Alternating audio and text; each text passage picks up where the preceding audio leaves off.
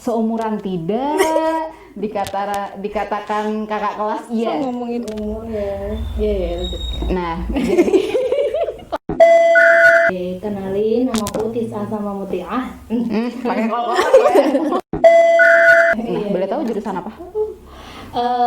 Ini prodinya kesehatan masyarakat. Oh, kesehatan masyarakat. Tapi ada peminatannya, aku lebih fokusnya ke gizi kesehatan. Oh, Gitu. kalau emang terlihat sangat bergizi ya. ya masker medis sulit banget dicari yang nimbun. Terus abis itu juga hand sanitizer. Terus abis itu menyebar lagi untuk alat cairan disinfektan kayak Wipol dan sebagainya, baik clean, Dettol, jadi harganya mahal pisan. Pusing aing.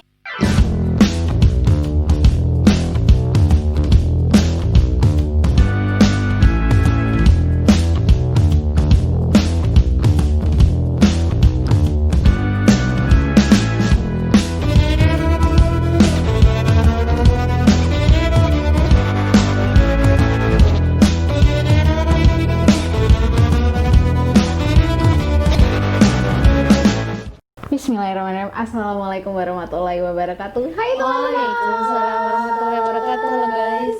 Akhirnya kembali lagi ke podcast AMMK. Tapi di sini aku berbeda dengan bintang tamu sebelumnya. Kalau bintang tamunya ini sebelumnya agak heboh ya, agak excited gitu ya. Dia tuh kayak seneng banget. Kalau belum nonton, boleh banget langsung tonton video yang sebelumnya karena di situ obrolannya seru banget. Terus juga bintang tamunya heboh banget, fix sih. Kalau mau tahu Instagramnya mungkin buka di description box di video yang sebelumnya. Kali ini aku mengundang salah satu bintang tamu yang dikatakan seumuran tidak, dikatakan kakak kelas iya. Ngomongin umur ya. Iya, lanjut. Nah, jadi lanjutnya ke umur lagi. sorry. Oke, jadi saya akan memperkenalkan bintang tamu saya yang bener-bener dia nih baik, terus apa namanya, pengertian WC. Ya pokoknya dia nih positive vibes orangnya. Bisa perkenalkan diri, Mbak? Oh, boleh. Sekarang ya? Ya biar teman-teman podcast AMMK yang di luar kuncen YouTube tuh tahu oh siapa sih dia ini. Oke. Assalamualaikum warahmatullahi wabarakatuh. Makasih Ami ini udah dikasih kesempatan buat join ngobrol-ngobrol, menyapa teman-teman podcast AMMK kami ya. Oke, kenalin, nama aku Tis'a sama Muti'ah. Pakai kol ya. Panggilannya biasanya di sini sama. Tapi kalau di perguruan tinggi atau di instansi yang lain? Di dalam panggilnya sama, di luar panggilnya Tis'a. Oh, Tis'a. Oke, lanjut. Terus apa lagi ya? Sekarang kesibukannya apa, Mbak? sedang menuntaskan studi lanjut. Amin. Semoga kita doakan teman-teman yang menonton AMMK podcast ini, semoga bintang tamu kita segera selesai. Terus di tengah pandemi seperti ini, semoga apa yang diinginkan oleh teman-teman semuanya juga terwujud. Amin. Kira-kira Mbak Salma, aku boleh kepo-kepo nggak? Boleh ya? Boleh dong, boleh. Oke, jadi aku mau kepo-kepo nih sebelumnya. Tadi kan Mbak Salma udah memperkenalkan diri dan menyatakan bahwa sedang menjalankan studi S2. Nah, boleh tahu jurusan apa? Ini prodinya kesehatan masyarakat. Oh, kesehatan masyarakat. Tapi ada peminatannya, aku lebih fokusnya ke gizi kesehatan. Oh, Gitu. kalau emang terlihat sangat bergizi ya. Aku gak bilang loh. Iya kali. Skip. Oke, jadi emang di perguruan S3 itu S3 ini Amin emang Allah ada, S3 ya. Amin ya. Ada ini kok, ada peminatannya gitu. Ada dong kan. Gimana ya? Jadi walaupun apa namanya, kayak misalnya di sama kayak satu, jadi biasa aja, cuma ke apa namanya, lebih ke gelarnya gitu kali ya. Nah jadi walaupun apa namanya, aku lebih ke gizi kesehatan itu peminatannya, tapi nanti lulusannya tetap kita karena kesehatan masyarakat, jadi kita public health kayak gitu, jadi tetap master public health kayak gitu.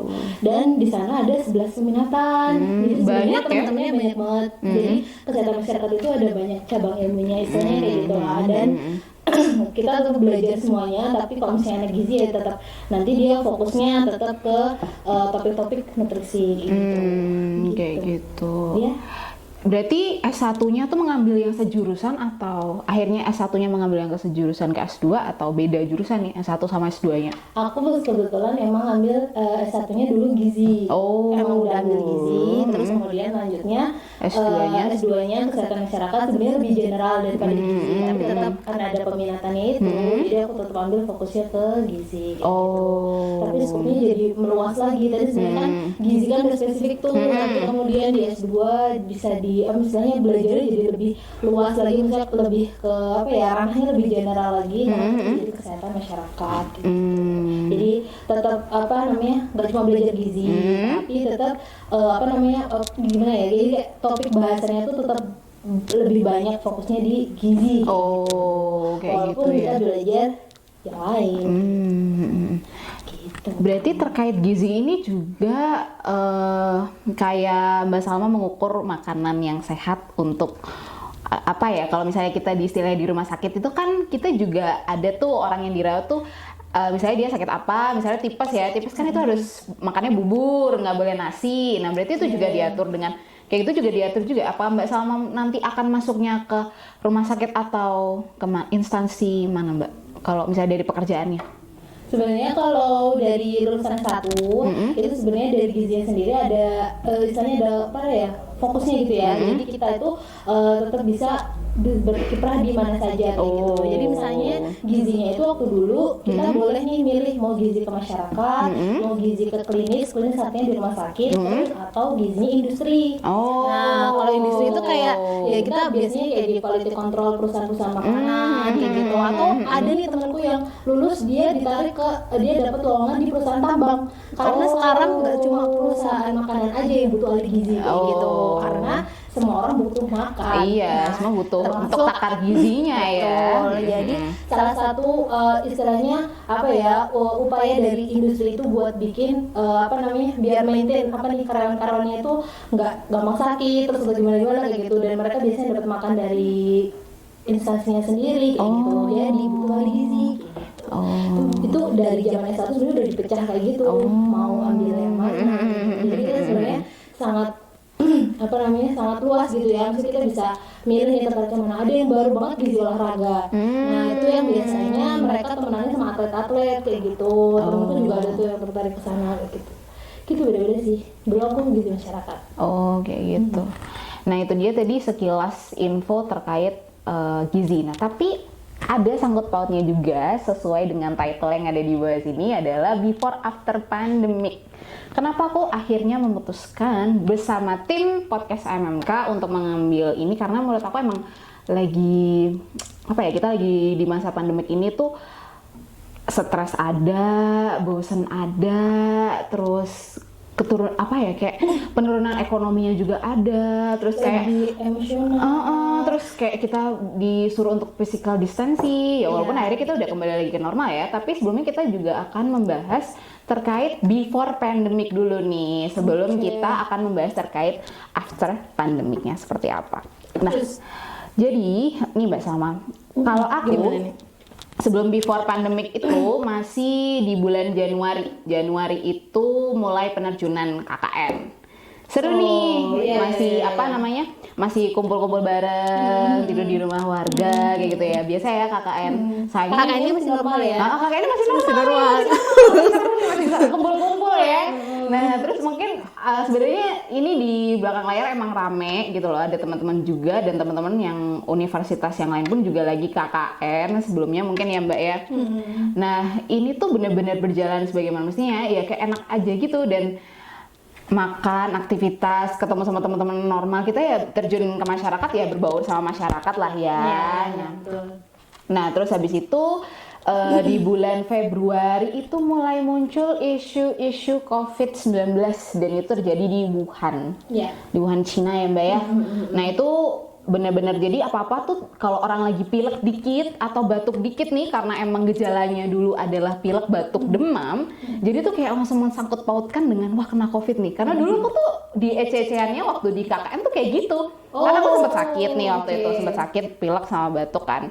Nah terus kayak teman-teman tuh pada, wah kena covid nih, jadi kayak gitu dibuat bercandaan dan sampai berarti udah ini ya? Iya, isunya isunya udah ada di situ. Nah, sampai akhirnya waktu itu di Masjid Kuncen pun masih ada kegiatan ya Mbak Iya, ya, masih ada kegiatan berupa rapat itu aja. Saya tuh melewatkan rapat pembentukan panitia gerakan bulan Ramadannya, sama Karimanya juga ya. Karima waktu itu masih jalan kan ya Mbak? Masih. Nah yang belum tahu Karima itu adalah kegiatan rutin kita kajian rutin setiap malam Ahad. Yes. Jadi singkatnya Karima. Tuh. Ya. Nah makanya jadi tuh kayak tiba-tiba langsung setelah KKN ada isu itu dan semakin meningkat, akhirnya bener-bener PSBB total di rumah. Dan kayak waktu itu ya, itu terjadi bulan Maret ya Mbak? Akhir Februari nggak sih? Akhir Maret ya? Maksudnya akhir Maret itu baru kita mulai Jogja akhirnya kayak kampus diliburin, sekolah diliburin itu akhir Maret ya? Tapi emang isunya mulai kenceng-kenceng ya Februari akhir sampai ke awal Maret. Maksudnya ini kita bener gak sih nyampe Jogja, nyampe kayak gitu. Indonesia. Kita malah jadi ngomongnya waktu itu nyampe Jogja emang kayak tsunami apa kayak apa gitu ya. Iya. Udah nyampe Jadi itu kita nge-track juga nggak sih data yang orang COVID atau enggak? Dan waktu itu tuh waktu di Jogja sendiri pun data orang-orang COVID tuh masih sedikit banget ya Mbak ya. Jadi benar-benar waktu habis KKN itu, habis kegiatan Karima dan sebagainya, akhir Maret itu akhirnya benar-benar PSBB total. Dan waktu itu sempat agak stres sih, tapi ini belum after ya, jadi langsung cerita nih kalau dari versi Mbak Salma gimana? Oh, masih before apa? Masih before Sebenarnya sebelum after. Karena aku juga sama kayak Ami nih, akhir, jadi belum dari Desember itu aku masih di Gunung Kidul, aku PKL juga di Gunung Kidul kan. Nah itu emang sebenarnya kayaknya tuh mulai isu corona yang ada di isu COVID yang ada di Wuhan itu justru udah dari akhir 2019. Cuma waktu itu kasusnya dianggapnya masih endemik, yang endemik itu artinya kasusnya masih di skup lokal itu aja, jadi masih di negara itu aja.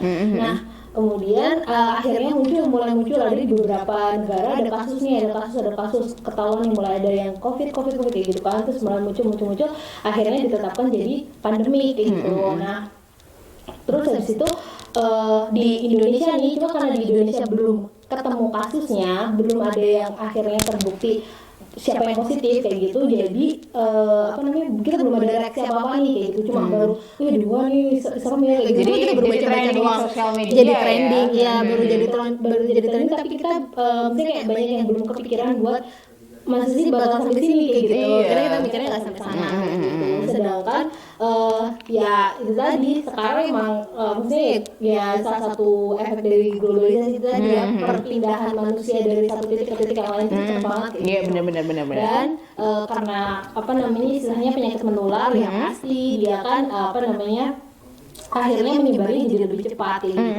Cuma waktu itu WHO sendiri emang nggak menetapkan ini jadi pandemi karena mereka berpikir virus ini tuh tertularnya dari hewan ke manusia. Jadi WHO sendiri belum sampai menetapkan itu pandemi kayak gitu. Tapi ketika di beberapa negara udah mulai bermunculan kasusnya positif, nah terus akhirnya berarti dari manusia ke manusia kayak gitu. Nah terus akhirnya baru ditetapkan, jadi emang agak terlambat ya, maksudnya agak ya begitu udah banyak kasus di beberapa negara baru kemudian ditetapkan jadi pandemi. Ketika kasusnya udah ditetapkan pandemi, itu artinya setiap negara harus standby buat buat menerapkan protokol yang sama, bahwa kita semua harus bahwa setiap negara itu harus siap kalau misalnya warganya itu bakal terkena COVID kayak gitu. Makanya itu akhirnya protokolnya dibikin ya istilahnya dibuat disusunnya secara internasional sedemikian rupa ya Mbak ya. Iya betul, itu yang akhirnya masih kita lakukan sampai sekarang. Benar. Karena memang akhirnya penurunannya di beberapa negara ya tergantung cara penanganannya di negara-negara masing-masing. Benar. Dan itu sama juga ya Mbak Salma, PKL berapa bulan? 2 bulan.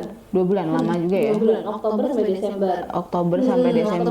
Nah Desember akhir-akhir itu kan masih bolak-balik kampus tuh, masih sampai Maret ya kan, mulai udah harusnya udah mulai proposal lah, udah mulai mikir itu nih penyusunan tesis ya. penyusunan tesis. Terus ya itu sering banget di kampus sudah mulai mesti kita kita diskusi ngobrolin itu juga, misalnya ngobrolin tentang COVID kayak gitu. Maksudnya emang sempat bertanya-tanya gitu, apa iya belum nyampe Indonesia gitu.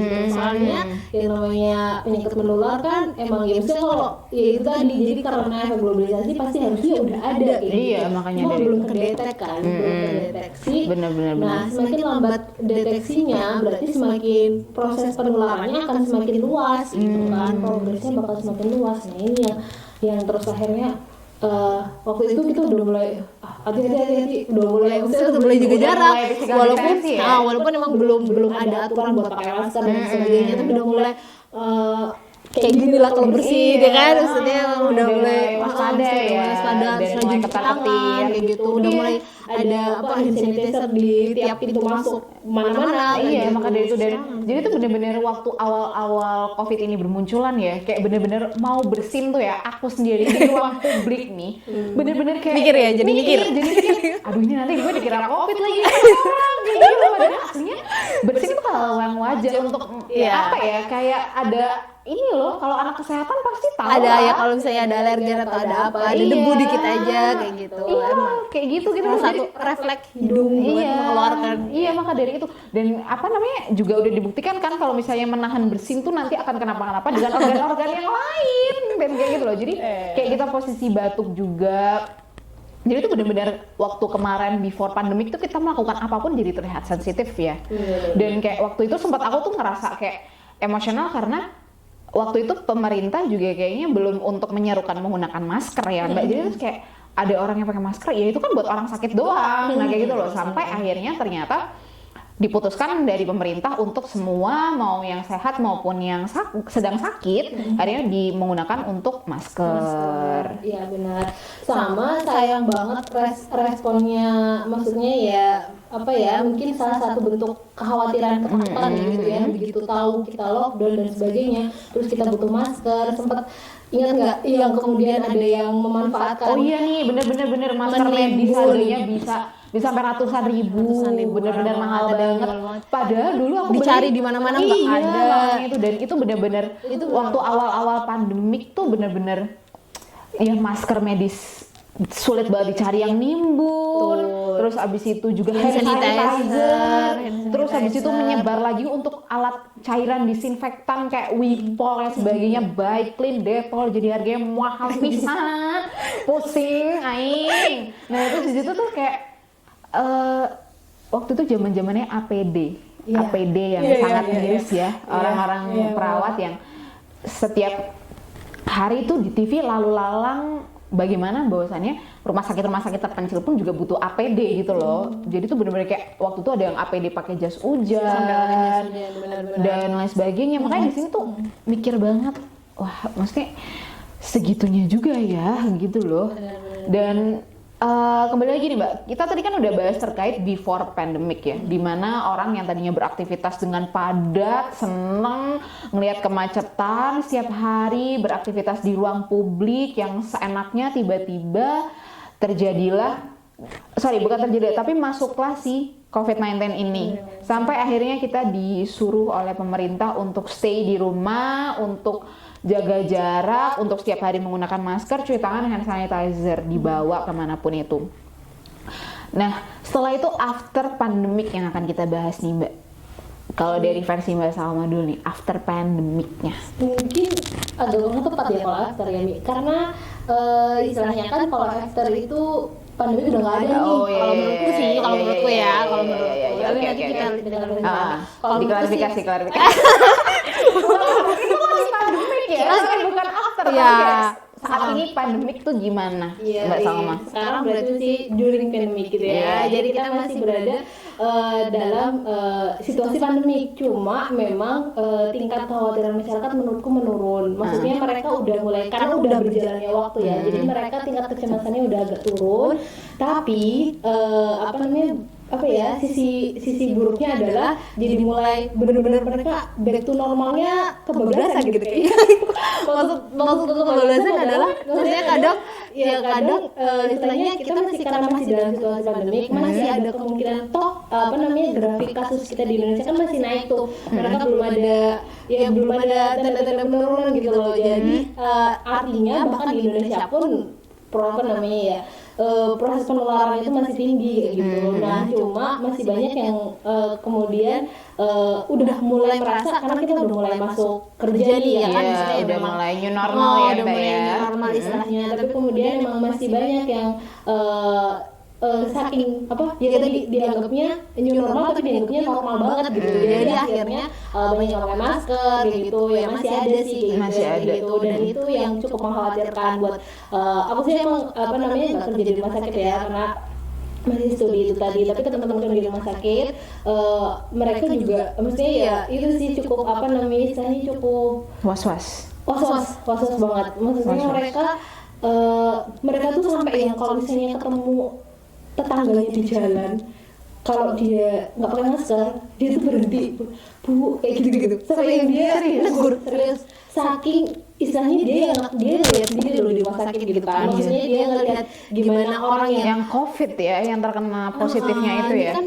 rumah sakit rujukan kan maksudnya gini, yang dikhawatirkan di Indonesia itu kan karena warganya banyak dan kemudian fasilitasnya yang masih sedikit, tenaga kesehatannya juga. Iya, betul-betul. Istilahnya kalau misalnya baru semuanya brek gitu, banyak kan yang langsung kena dan itu mereka harus butuh ruang buat isolasi karena kan salah satu memutus rantainya kita tidak boleh terkena, maksudnya tidak apa namanya tidak bertemu gitu ya, tidak berinteraksi Tidak ya. berinteraksi. Nah benar.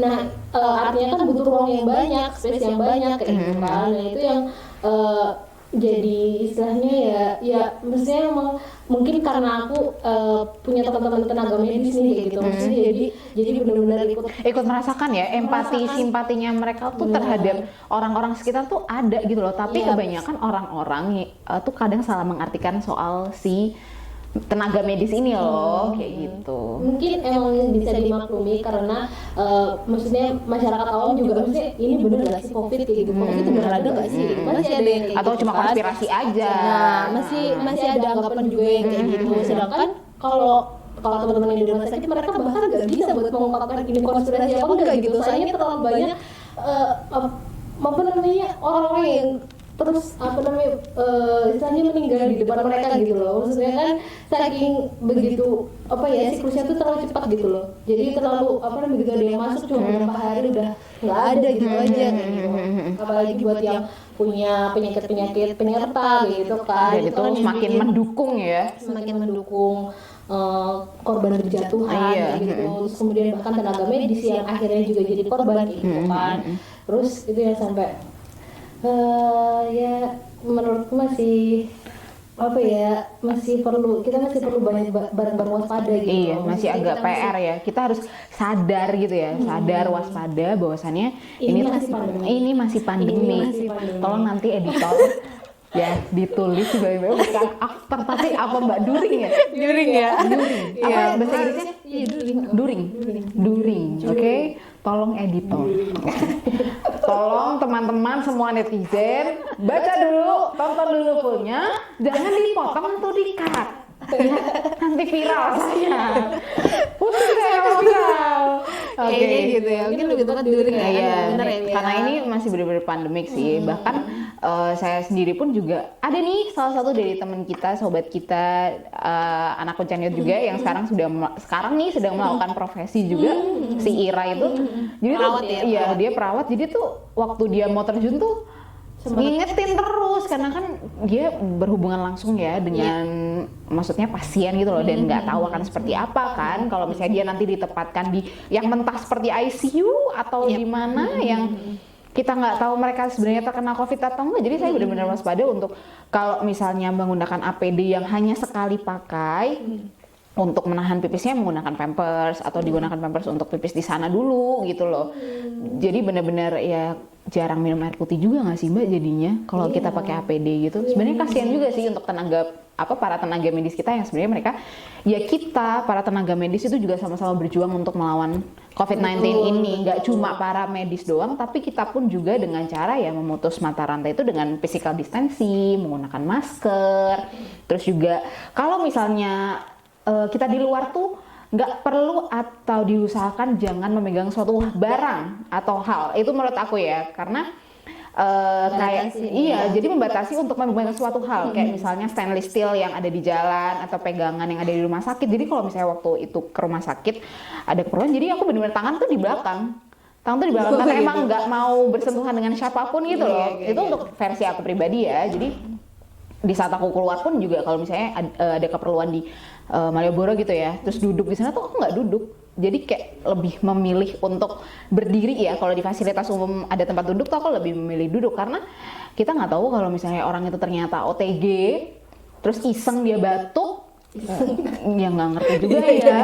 Kalau orang mau menyebarluaskan COVID karena dia tidak ingin sendiri, dia tidak ingin sendiri, ingin mengajar orang-orang yang lain ya bukannya seuzon ya, tapi maksudnya pikiran-pikiran kayak gitu tuh ada gitu loh. Jadi kayak lebih waspada, dan kalau misalnya ada tempat untuk ada yang menyediakan hand sanitizer, ini aku udah seneng sih karena akhirnya di pandemi ini tuh udah semua tuh secara perlahan-lahan menurun. Hand sanitizer bermunculan, tisu basah bermunculan, dengan ada juga tisu basah yang untuk disinfektan juga. Terus ada masker yang dulu-dulunya mahal banget, ditimbun sekarang lebih murah lagi dengan per bijinya harganya macam-macam variasi. Terus ya selama ini tuh melihatnya perlahan-lahan tuh kayak teman-teman sadar bahwasannya juga nggak perlu pandemi kita jadi cuci tangan, jadi kayak refleks gitu loh melakukan hal itu. Terus kayak sekarang tuh aku pribadi ya kayak lebih nyaman aja pakai masker, nggak tahu kenapa. Jadi malah nyaman gitu ya. Iya, terus kayak sekarang tuh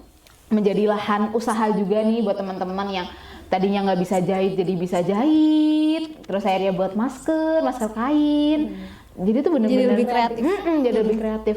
Ya walaupun ya gimana ya, dikatakan minusnya ada, plusnya juga ada Mbak. Nggak tahu kenapa di COVID-19 ini ada plus minusnya gitu loh, iya nggak sih? Iya dong, pasti ya maksudnya dalam kejadian apapun ya gitu. Mungkin waktu itu banyak, maksudnya kita di awal ngerasanya kok ya itu tadi maksudnya kayak banyak banyak minusnya gitu lah. Karena ngerasanya jadi apa-apa ketunda gitu. Iya benar. Yang apa namanya yang kemudian jadi booming banget itu kan kayak 2020 tuh kayak ada gaya gitu. Maksudnya kayak istilahnya ini udah terduga gitu. Semua orang kayak punya planning di 2020. Iya, planning yang mungkin indah ya, kayak menikah. Iya benar. Terus habis itu menyelesaikan studinya. Ya, ada yang harus ambil data, ada yang ya banyak yang kemudian ya itu tadi kita jadi adaptasi kayak gitu kan, kita jadi dituntut buat adaptasi. Tapi ya balik lagi ya, maksudnya karena kita muslim gitu ya, jadi biar gimana pun kalau misalnya kita cuma mengutuk keadaan itu kan kita ya namanya nggak bersyukur gitu kan. Artinya tetap terus ya kayak tadi aku bilang, maksudnya kita kemudian jadi nemu nih kebaikan yang muncul setelah di masa-masa kayak gini. Iya benar-benar. Akhirnya ada sisi baik yang kemudian bisa kita unggulkan gitu. Kayak betul juga mikirnya gini, zaman-zaman dia dari dulu saya kalau orang kesehatan gitu kan yang namanya promosi apapun gitu ya terkait PHBS, pola hidup bersih dan sehat, itu kan emang rajin cuci tangan, itu udah sebenarnya udah basic banget dari itu dari SD udah dia. Iya kan, udah basic banget buat bersihin. Sebenarnya kayak gini tuh udah dari dulu kayak gitu. Cuma ternyata edukasi masyarakat itu lebih luas nih sekarang pas COVID itu. Maksudnya saya kayak kalau ke Warawiri ke rumah sakit ya, itu tuh udah ada ajarannya gitu loh, udah ada bannernya gede banget gitu loh. Bener banget. Cuma karena kita tidak merasa ada ancaman, jadi waktu itu kita masih yang bersihin breast gitu. Maksudnya kan kayak aduh kalau dikat. Ya kan maksudnya kayak kita tuh nggak semua orang menerapkan itu kecuali orang-orang kesehatan, maksudnya karena mereka dapat ilmunya, dan kalau mereka nggak ngelakuin itu kan salah satu contoh yang buruk gitu ya. Jadi maksudnya terus kita rajin cuci tangan, juga kita bawa cuci tangan tuh 20 detik yang ada caranya gini, itu tuh jadi banyak yang tahu ya gara-gara COVID kayak gitu. Jadinya ternyata jadi meluas banget kayak gitu. Terus mereka tahu imunitas, mereka tahu sebenarnya virus itu yang harus dilakukan nggak cuma COVID gitu kan. Istilahnya yang namanya virus emang ya sesuatu yang nggak kelihatan, dan itu sebenarnya sangat ada banyak banget virus yang ada di dunia ini kayak gitu. Cuma karena sekarang lagi bener-bener istilahnya bikin menjatuhkan banyak korban dan sebagainya, itu kan itu ya gitu, COVID nih. Jadi terus ya udah masyarakat jadi lebih aware tentang kesehatan gitu. Dan satu hal yang harus diingat banget nih sama teman-teman ya, Apa nih masalah? waktu kita awal-awal itu kan kita sempat bilang nih support buat frontliner atau apa namanya garda terdepan, para tenaga kesehatan Oke, gitu oke, ya. oke. Sedangkan kalau menurut dokter, siapa dokternya lupa aku, tapi beliau tuh bilang gini, justru masyarakat itu garda terdepan dari penanganan COVID, dan para dokter tenaga medis itu justru garda terakhir. Artinya yang berhasil menurunkan grafik dari kasus COVID itu ya masyarakat itu sendiri gitu. Gimana kita kemudian merasa bahwa ini masih pandemi, dan gimana kita benar-benar bisa patuh sama protokol yang ada kayak gitu. Itu menunjukkan bahwa apa namanya benteng terdepan itu masyarakat itu mereka patuh, dan mereka kemudian berusaha agar pandemi cepat berakhir gitu. Oh iya sih, Nah, ini yang mungkin diterapkan sama orang-orang luar negeri juga, karena penurunannya pun juga lumayan ini ya Mbak, turun karena mereka mematuhi juga pemerintahnya.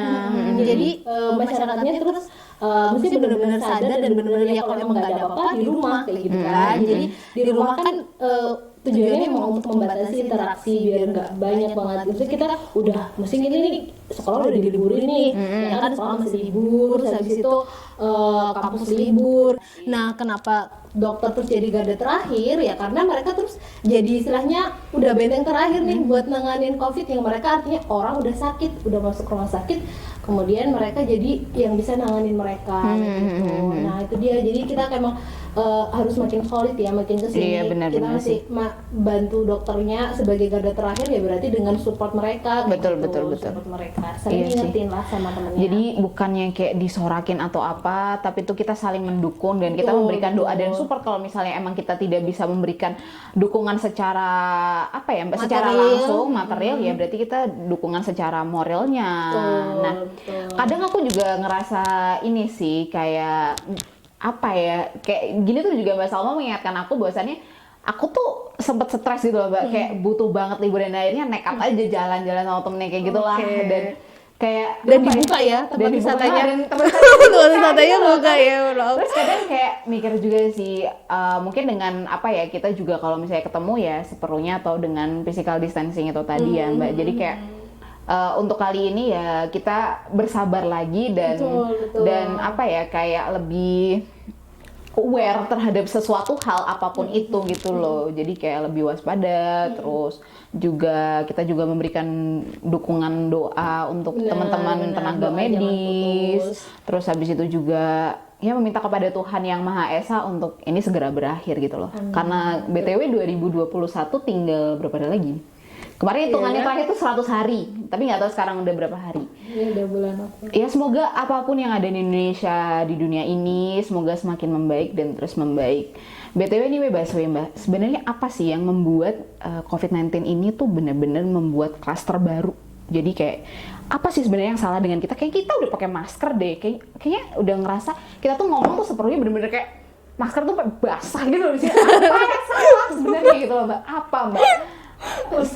Apa karena kita gizinya yang menurun, imunnya menurun, padahal menurut aku pribadi orang-orang yang sehat itu malah yang OTG Mbak gitu loh, orang yang tanpa gejala dan mereka malah ternyata tiba-tiba di rumah sakit di tes swab positif. Nah itu kenapa Mbak? Pertanyaan yang pertama ya, yang klaster gini. Jadi kalau sepemahamanku klaster itu cuma kayak istilah buat, karena yang namanya begitu gini. Jadi begitu tahu nih ada yang positif, itu kan ada istilah tracking ya. Jadi teman-teman pasti udah sering dengar kayak gitu. Jadi kalau begitu tahu ada yang positif, dilacak tuh siapa yang habis ketemu sama orang yang positif ini. Dalam arti biar apa namanya, semakin cepat dilacaknya, artinya kan jadi semakin cepat ketahuan siapa yang habis terpapar orang itu, karena kemungkinan besar orang yang habis ketemu sama orang yang positif akan ikut positif juga kayak gitu, atau dalam arti baik dia bergejala maupun tidak bergejala gitu kan. Nah, klaster itu berarti apa ya, ada kemungkinan orang yang positif itu berada di satu wilayah yang sama, mungkin di restoran, mungkin di satu kampung kayak gitu kan, mungkin di mana di sekolah kayak gitu misalnya ya. Jadi istilahnya begitu tahu kalau ada banyak yang positif di satu tempat itu kemudian disebutnya klaster gitu. Jadi kayak cuma buat pengistilahan aja gitu. Begitu orang tahu nih misalnya klaster restoran A kayak gitu kan, itu berarti di restoran itu habis ada satu yang positif yang dia jalan-jalan di situ atau dia main ke situ dan kemudian karena satu orang itu dia menyebarkan ke banyak orang dan akhirnya orang-orang yang ada di orang-orang yang ketemu dia di tempat itu, tempat A itu kemudian ikut positif kayak gitu. Jadi istilahnya buat pengistilahan aja gitu. Jadi buat tahu nih ada berapa blok kayak blok gitu ya. Jadi kayak ada berapa klaster itu tadi yang bermunculan kayak gitu kan. Jadi kalau misalnya masih ada banyak klaster artinya masih banyak orang yang belum menerapkan physical distancing, ya kan? Karena berarti tempat ini masih buka, tempat ini masih buat nongkrong, masih banyak orang kayak gitu kan. Nah berarti kok di sini banyak kasusnya, oh di sini berarti masih dan kalau misalnya ditelusur pasti deh ada yang misalnya nggak pakai masker atau mungkin pakai masker nih tapi kadang karena refleks ya pas ngomong malah dicopot. Nah padahal kan kita keluar dropletnya pas ngomong ya. Pas droplet kayak gitu itu air liur, air liur. Ya kan, tapi kadang pas udah habis ngomong ditutup lagi. Terus aja habis pas mau ngomong rak rumus soalnya nih, tapi sebenarnya kayak awal-awal ngap gitu ya. Iya jadi iya apalagi kita dianjurkan buat pakai yang 3 lapis gitu ya. Maksudnya yang istilahnya lebih aman buat bisa benar-benar jadi pelindung gitu ya. Kalau pakai yang tipis kan juga katanya nggak mempan gitu. Akhirnya ya ada gejala ngap, ada gejala ngomong nggak denger kayak gitu kan. Akhirnya sampai ternyata kayak gitu sampai kayak bisa jadi dan kenapa itu sangat mungkin bahkan aku tuh pernah baca 80% apa 60% orang yang positif itu punya riwayat makan di restoran. Tapi itu studinya di luar negeri sih. Jadi kayak istilahnya mereka pasti pernah jalan-jalan tuh ke tempat makan manapun kayak gitu. Jadi mereka yang di masa pandemi gini sering jajan di luar kayak gitu emang lebih beresiko istilahnya buat mereka terpapar karena itu tadi mereka ketemu orang asing banyak dan dari sisi cenderungnya kan tempat makan tuh tertutup ya. Itu dia, jadi dari sirkulasi udaranya kayak gitu. Terus kemudian ada perilaku orang-orang luar yang kita nggak tahu kayak gitu kan. Oke. Jadi makanya jadi kemudian ada istilah cluster kayak gitu. Nah terus terkait yang makanan bergizi tadi ya, kayak udah makan makanan bergizi tapi masih bisa positif gitu. Ya itu tadi karena karena COVID tadi itu bisa menyerang siapapun gitu, baik yang imunitasnya tinggi maupun imunitasnya rendah. Cuma cara kita merespon tubuh kita itu yang beda-beda kayak gitu. Nah makanya tadi Ami benar banget bilang orang yang sering makan maksudnya udah makan makanan udah bergizi gitu tapi mereka bisa kena COVID tapi OTG kayak gitu. Ya karena berarti tubuhnya itu bisa maksudnya bisa melawan virusnya buat tidak memunculkan gejala. Tapi virusnya ternyata masih aktif dan masih aktifnya itu dia bisa nularin kayak gitu. Nah sayangnya seperti itu. Makanya kamu pernah dengar Ebola, SARS, MERS itu ada penyakit tuh beberapa tahun yang lalu. Istilahnya itu juga penyakit menular. Cuma mereka nggak sampai jadi pandemi. Kenapa nggak sampai jadi pandemi? Karena kalau penyakit itu biasanya kita ngukurnya ada riwayat perjalanan penyakit.